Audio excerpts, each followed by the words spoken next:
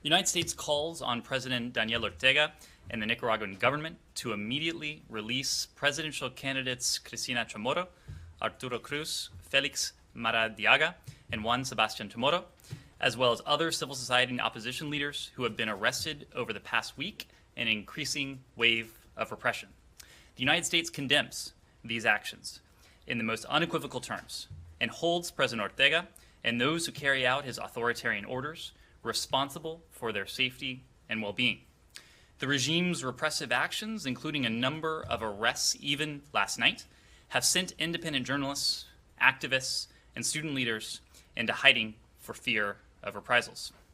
In response, and we just announced this, the Department of the Treasury, the United States is imposing sanctions on several members of the Ortega regime who are complicit in the regime's repression. And that includes for its failure to implement the electoral reforms called for by the Organization of American States and the UN Human Rights Council.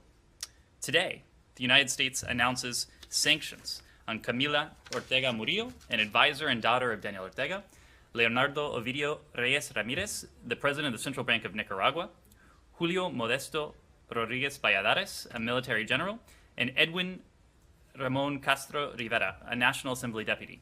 As these sanctions demonstrate, there are costs for those who are complicit in the regime's repression.